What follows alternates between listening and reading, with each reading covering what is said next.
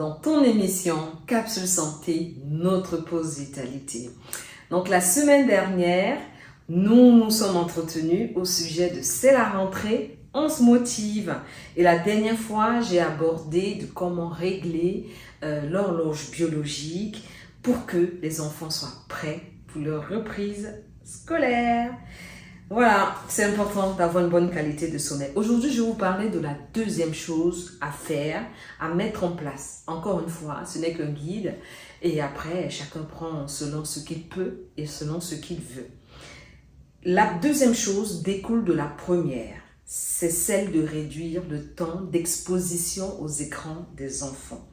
Dans l'idéal, il faudrait qu'ils arrêtent de manipuler ou de regarder un écran peu importe ce qu'ils font sur le téléphone ou sur une tablette ou devant la télévision, une demi-heure à 1 heure avant le coucher. Oui, c'est très important ce délai. C'est comme si dans ce délai-là, le corps, le cerveau se nettoyait un petit peu de la luminosité qu'il a pu recevoir. C'est très important pour pouvoir se détendre et trouver le sommeil. Donc, il faut laisser un peu un temps de nettoyage cérébral, comment on va dire ça, d'épurer le cerveau, un peu comme si on débarrassait un disque dur des choses qu'on a stockées et quand la capacité devient un peu trop pleine. Et c'est la même chose. Quand le cerveau est saturé de luminosité, il faut lui accorder une période durant laquelle il se débarrasse de cet excès de luminosité, sinon le sommeil, l'endormissement plutôt, serait retardé.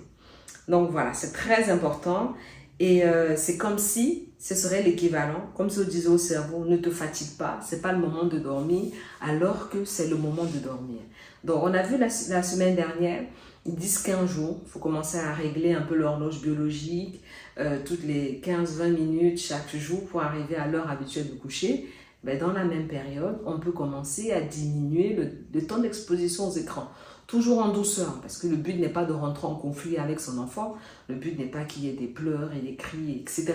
Le but est de le faire de façon pédagogique, instructive, dans le but de préparer l'enfant à une meilleure reprise scolaire. Donc cela est important, parce qu'au moment où on décide d'aller dormir, si on a été exposé, je donne un exemple, si l'enfant a regardé les écrans jusqu'à 22h et qu'il doit aller se coucher à 22h, c'est pas possible. Il pourra pas s'endormir. Le cerveau a été trop stimulé, le cerveau il a reçu trop d'informations, il a reçu trop de choses, il n'est pas prêt pour aller se coucher et il fera grève. L'enfant va se tourner. Même nous, adultes, on peut tester, hein, on peut tourner dans le lit, chercher le sommeil. On a les yeux fatigués, mais ce n'est pas pour autant qu'on s'endort. Donc, c'est important aussi. Et de réduire l'exposition aux écrans avant d'aller se coucher, ça permet aux muscles oculomoteurs, donc les fameux muscles qui font bouger les yeux, de pouvoir aussi se détendre. Hein, c'est important. Donc, il faut aider le cerveau à faire une cure de sevrage en luminosité et en sonorité. On n'y pense pas. Le bruit aussi réveille le cerveau. Le bruit, le son, surtout si le son était fort, alors là, c'est sûr qu'entre la lumière et le son, le cerveau va faire grève. Hein. Il va dire non, je ne dors pas. Voilà, donc c'est très important. Sinon, on connaît les conséquences, c'est qu'on est fatigué le lendemain, on n'a pas les fonctions cognitives, les fonctions intellectuelles ne sont pas au maximum, on est fatigué, on a des coups de barre et on n'est pas en forme. Donc pour éviter ça, surtout le jour de la rentrée, il faut s'y prendre un peu à l'avance. Il y a une troisième chose qu'il faudrait faire, et non pas des moindres. Donc on a vu, dans les deux premières choses concernaient le cerveau. Donc on a vu régler l'horloge biologique qui est dans le cerveau, essayer de diminuer les stimuli visuels et auditifs, c'est encore le cerveau. Et bien là, on va parler d'une autre liaison, d'une autre autoroute, estomac-cerveau, cerveau-estomac. Ce que je veux dire par là, c'est que il est important pour pouvoir bien dormir, de dormir avec l'estomac léger. Je vous mets au défi. Avez-vous déjà essayé de dormir avec l'estomac lourd? Ceux qui y sont parvenus sont venus au cabinet nous consulter. Ah docteur, vraiment, on a eu des remontées d'acidité, on a eu du mal à digérer. La nuit a été longue. Eh oui, parce que s'endormir avec un estomac lourd, c'est très compliqué parce que normalement quand on s'endort, tout le corps se met au repos et quand l'estomac dit je ne peux pas me mettre au repos, il faut que je digère, c'est compliqué. Donc pour éviter ça, éviter les lenteurs de la digestion, les reflux, il faut manger léger les soirs.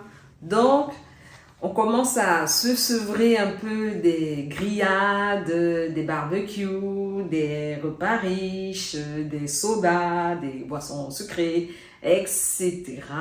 Et on change complètement et on passe et on dit bienvenue à l'équilibrage alimentaire.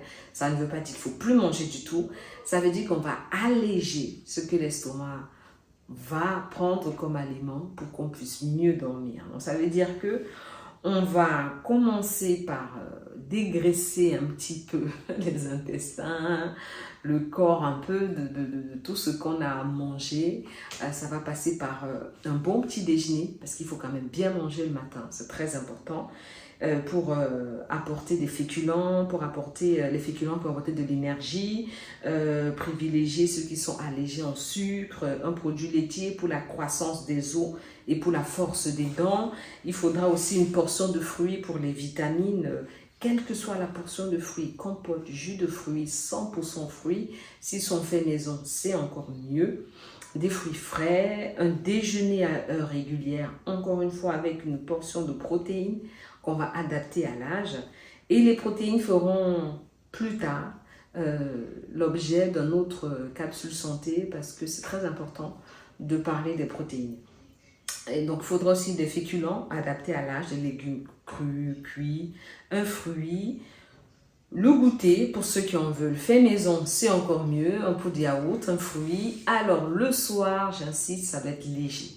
Le midi, vous pouvez manger à peu près ce que vous voulez. Le goûter, oui ou non, mais le soir, ça doit être léger. Ça doit être léger parce qu'il faut vraiment aider le corps à digérer ce qu'on a mangé. Il doit se comporter de légumes, peu importe la forme que vous voulez, galettes de légumes, crudités, mixés, vraiment ce que vous voulez, d'un produit laitier, d'une portion de protéines, un peu moins que le midi quand même, parce que ce qu'il faut savoir, une petite parenthèse, le corps met un peu du temps, il dépense beaucoup d'énergie pour digérer les protéines, donc ça va augmenter la chaleur au niveau des intestins. Avec ça, on ne va pas s'endormir facilement. Un fruit, une portion de fruits, des féculents, aussi moins que le midi.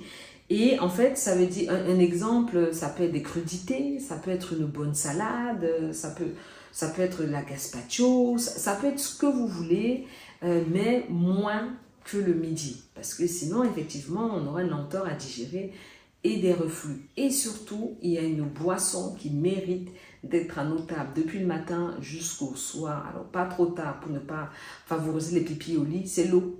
L'eau, c'est la boisson de vie. C'est l'eau de vie. Donc, il faut boire de l'eau tout au long de la journée. Je pense qu'avec ça, vous avez tout entre vos mains. Il n'y a plus aucune raison et plus aucune excuse de ne pas apprêter son enfant pour la reprise scolaire. Donc, alors, à vos marques, prêts, bonne rentrée scolaire. Et moi, je vous dis à bientôt pour une nouvelle émission Capsule Santé, notre pause vitalité. Merci pour votre fidélité et je vous dis à bientôt. Bye bye.